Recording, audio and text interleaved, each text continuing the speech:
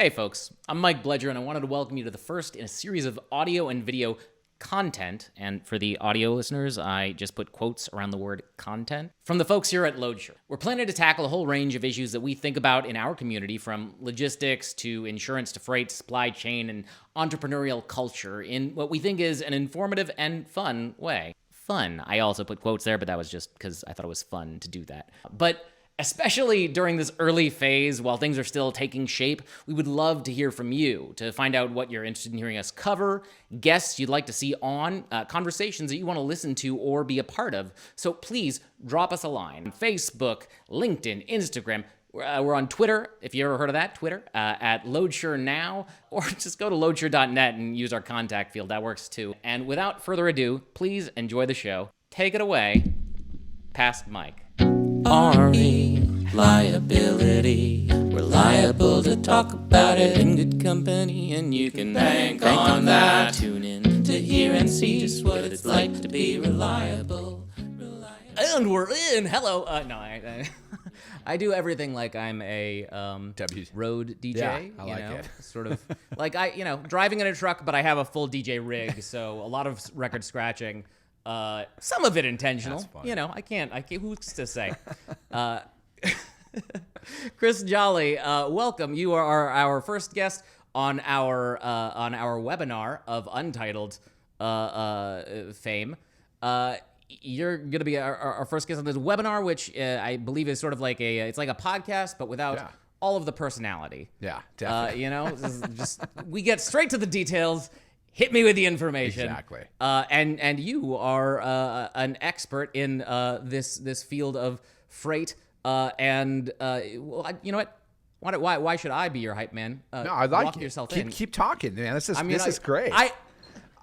I'm a pretty good Don King. I mean, I am a little bit of melanin and a lot of hair, shy of a Don King, but I am excited to have you on. So will you tell us a little bit about yourself? Let's start with who you are, where you're from, and what brought you into freight brokerage. No, definitely.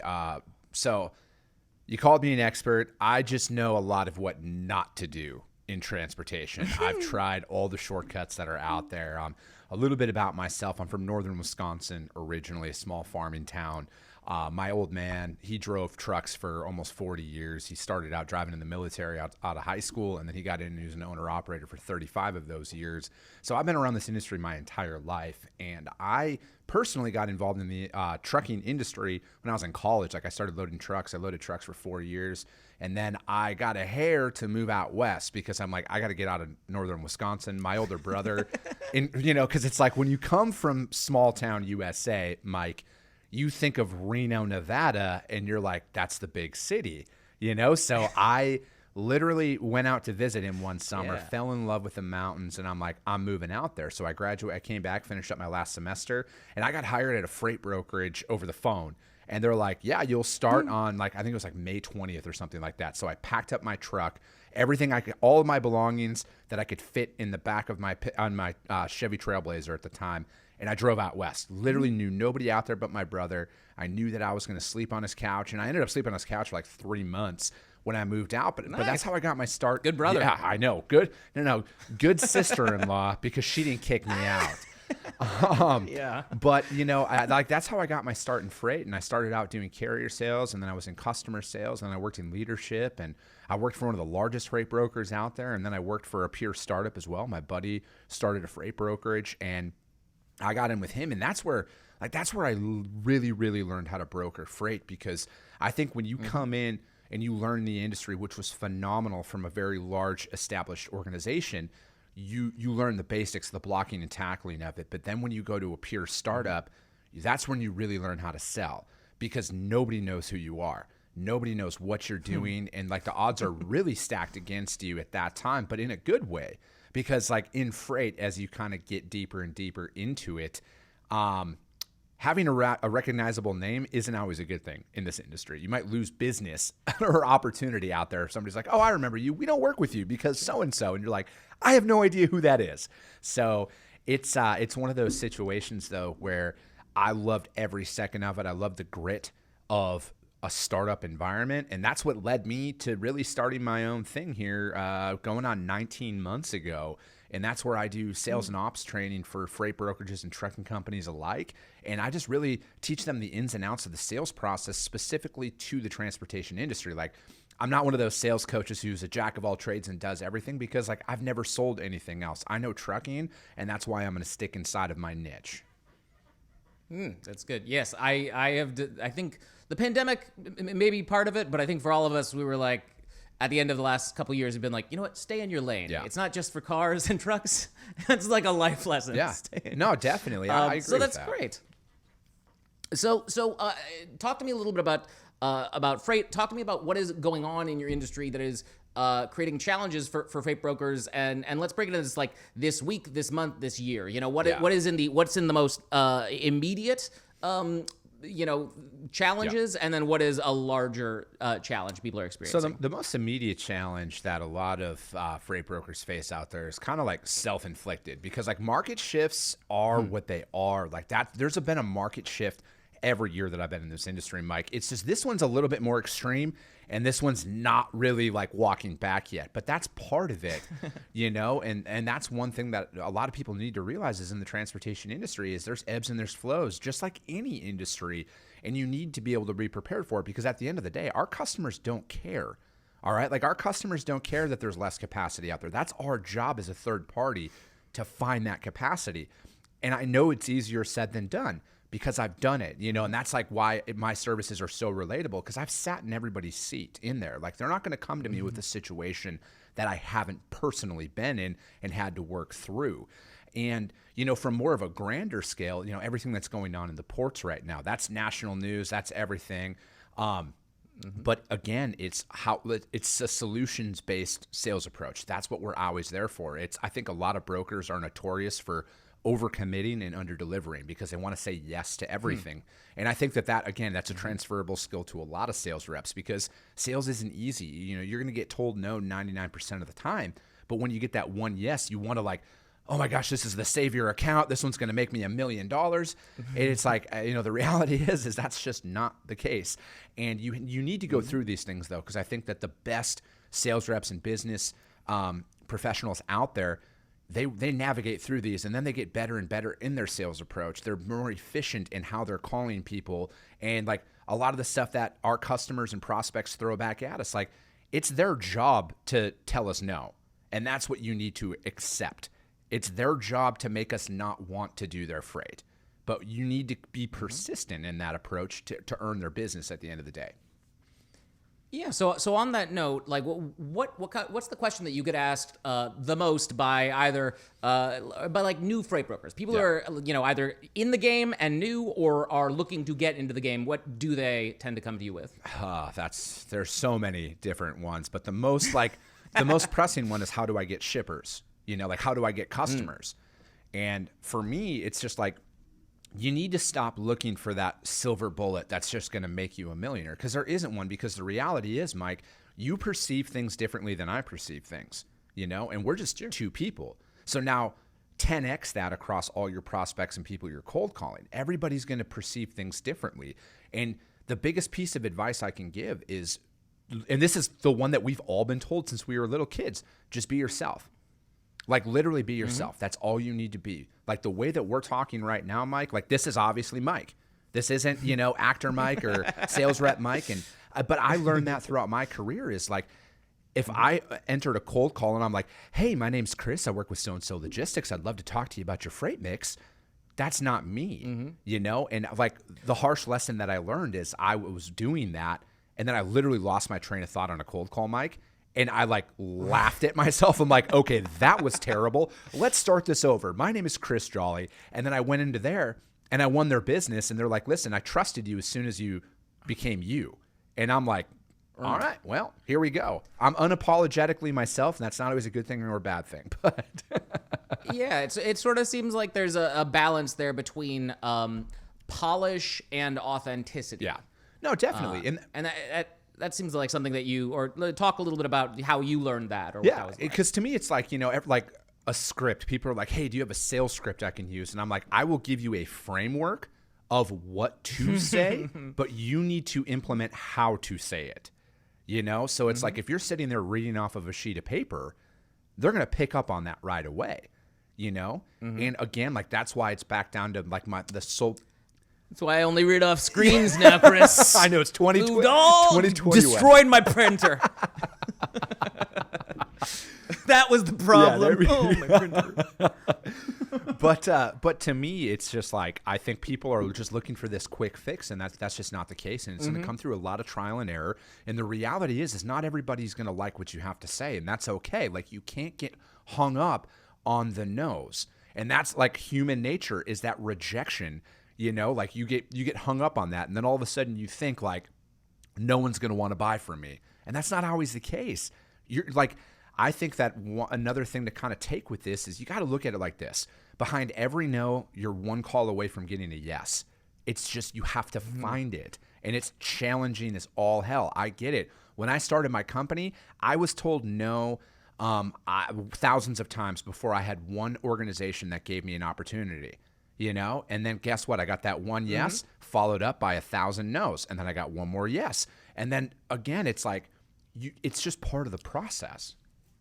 Does it feel like you have to find a way to enjoy the no's? Yeah, literally. Which is to say, you have to find a way to survive and not like I think a lot of people like, you know, hate themselves when they hear bad stuff or when they get rejection. And it's like, if you can't find a way to tolerate and enjoy and even thrive in the struggle, then it can be miserable. Yeah. No, I agree with that. Does that sound right? Yeah, absolutely. You need to fall in love with the process, Mike. Like that's the biggest thing. And getting told no is part of the process. You have to fall in love with that because if you get into sales to think like you're going to become a millionaire or a billionaire overnight, you're doing it for the wrong reasons. And that's going to come through in everything that you're doing. You know, it's the same thing if you're going to go into business for yourself. If you're going into business for yourself to make money, which, you know, of course that's part of it. But if you're down to your core, that's all you want to do is make money, I think you're going to have a hard time with it, you know, because like that passion isn't there. And I think like, you know, because your career's in acting, right? And it's like... more in writing, but yes, I am in a movie on Netflix and everybody should check it out. We're here to plug my movie. Yeah, exactly. But you know what I'm saying though, Mike, like that comes through in your writing. When you're writing about something you are passionate about, there's a different tone in how you write as opposed to I'm just doing this for a paycheck. You know what I mean? Totally. I mean, I came out of the world of stand-up, and certainly, you know, a lot of what you're talking about sounds very similar to that. A lot of what you're talking about sounds similar to that in music. You know, you're talking about people who want, you know, they want a script. You know, people want the notes. They want to memorize the lines. They want to memorize the jokes. They want to memorize the thing. And you get it because it's the feeling of safety that comes from having something that you have committed to memory. But when you're actually playing live in front of people, whether it's comedy or music or sales, when you're actually talking to a real human, the thing that you're playing is not just the instrument, but the connection and the communication between you and the party that you're talking to. And that comes in the power of practicing, though. You know, like you got to use professional athletes, for example. You know, like I'm a Green Bay Packers fan, so I'm going to use my boy Aaron Rodgers as an example here, Mike. He knows defenses. All right, he can walk up and he knows exactly what to pick out. But he knows that because he practices it every single day. You know, they practice 5 times for one game. You know what I mean? Totally. And it's just the same as in sales, is you have to practice that because when you're in the game moment, which is when you're making the call, you need to know how to react. It becomes muscle memory at that point. Yeah, and it feels, maybe you can speak to this, but it feels like, you know, each I know in stand-up, it feels like that each show has to be the most important show in the world because you have to be there and present. But also, if you make it too important, then you get overcommitted, and then the person who you're performing for or selling to can tell that you're, you know, that's desperation, right? There's sort of that balance of, I gotta be here. This has to be important because I'm present, but I can't want it too bad or I'm screwed. Yeah, no, absolutely. And I think like it's almost like it goes back down to that like level mindset, you know, like it's just like. It's just like keeping level throughout. Like, hey, you know, celebrate your wins, but don't beat yourself up on the losses and know that like that's part of it, you know, and just try and remain level throughout all of it. But it's like you have to fall in love with everything that you're going through in the process, you know. And then again, it's like practicing what you're doing because like you're a professional sales rep. All right. If you're out there and you're a paid sales rep, you are a professional sales rep. Why would you not want to be the best at what you do? You know, take notes on these things because, again, there's no perfect sales call. I don't care what anybody says. There's no perfect sales call. You know, like you're going to stumble, but that's fine. Learn from it, make the adjustments that you need, and then make another call, you know, and that's the approach that you need in freight, especially because a lot of people get, you know, like the gift and the curse of technology, Mike, is people become too reliant on it. You know, like sending a generic email out to 75 people might work once, but that doesn't mean that that's going to work for everybody, you know? So it's like, I think like you got to change it up. You got to utilize technology to your advantage to reach more people, but you still got to be able to pick up the phone because people are going to buy from you because they like you. It doesn't matter what you say. They buy from you because they like you and they trust what you're saying. And it's really hard to get, like, it's just like when I get a text from my wife, most of the time, if I don't know, I'm calling her. I'm like, are you mad at me? And she's like, no, not at all. I'm like, okay, well, that's the way I perceived it. I definitely get that. So moving back out to the bigger picture for a second.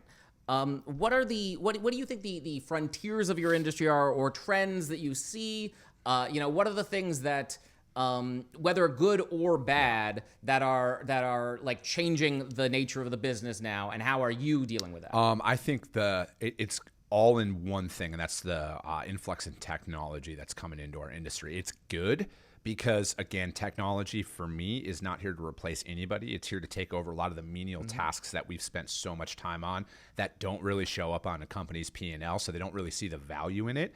The bad is that our systems don't talk like across the board. So it's like, you know, you look at everything that's going on in the ports right now, for example. There's not a clear-cut technology that's going to talk to all invested parties, which that's a problem. That needs to happen. But again, everybody thinks they have some secret sauce. And again, some people do have proprietary stuff, but like, let's be honest, Mike, since the beginning of time, the shipments pick up at point A and deliver to point B. Like, there's nothing complex or secret about that, you know? Yeah, you would think that people who are like involved in technology would appreciate the value of a USB. Yeah. Right? It's a universal serial bus. Yes. Everything plugs in to everything. You know, despite what Apple might try to convince you to buy, you know, and yeah, it seems like that same lesson is maybe being learned on a broader scale, where everyone's like, it's a little bit of Wild West. Everyone's developing their own technology, their own system, but you know, they haven't figured out how to. There isn't one dominant ecosystem, right? No, definitely. And obviously, I'm a fan of free enterprise. I'm a fan of free markets and everything else. But it's like if you're going to be in an industry where there's, you know, because like if you think about a typical shipment that's imported from China, there's freight forwarders, there's the ocean carriers, there's the drayage carrier that picks it up from the port, brings it to the third-party warehouse, which is just transloaded, and then palletized and then shipped out on a middle-mile truck from that to the distribution center. And then from there, it can be put onto another LTL style shipment out there and then delivered to the end receiver, which then puts it on their store. So that's 6 different people that are involved essentially. Right. And that's probably a gross underestimate of how many invested parties there really are in what's going on. So, but again, there's no system out there that's universal, that interconnectivity isn't there. There's a couple of companies that are developing it. Yes, that's going to be a thing, but it's how do you keep a fragmented industry kind of on the same streamlined process, you know? And one of the things that I love about trucking is it's dominated by a lot of small business. You know, there's a lot of mom and pop warehouses. There's a lot of small trucking companies out there. You know, 90% of the freight market is controlled by trucking companies that are like essentially 10 trucks or less. You know, that's 90% of the fleets on the road right now. So it's like there's a lot of different moving parts. So it's like, how do we get them all to talk, though? Like, that's the big thing that I think needs to happen. And there's a lot of outdated processes, you know? Like, there's a term that's thrown around a lot that drives me absolutely up the wall, is this is the way we've always done things. Okay, well, that got us here, and this is not a good problem to have. So how do we fix this? Yeah, the way that they always did things before movies was radio, and Exactly. Come on. I like seeing pictures of people. Yeah, but Mike, Sometimes I'm a listening's okay. podcaster, and I kind of enjoy how podcasting's a thing now. No, I know. I gotta say, it's so much better to listen to people while I do other things in the world than when I have to actually sit down and watch something myself. I'm like, oh, come on, just put it in my ears. I want to do the dishes. So that's great. I was also just thinking, I was like, how did we connect things in Hollywood before we had Kevin Bacon to know how many degrees of connection we had? It was impossible. He became the universal connector amongst that. We need a Kevin Bacon for the freight industry who just ties it all together. That's the freight coach. That's Chris Jolly. Nice. Okay, so that's great. I think that I've asked all of the sort of questions that I wanted to go in. Are there any sort of I'm going to get your plugs in a second, but I just want to ask, is there anything that you think we haven't covered or that you want to touch on? I mean, we haven't covered a lot, but is there anything that you want to touch on today that you think people should be thinking about? I think people need to be truly thinking about the next, from a micro scale, the next 3 to 6 months, because in my opinion, a lot of the real pressing issues haven't hit us yet.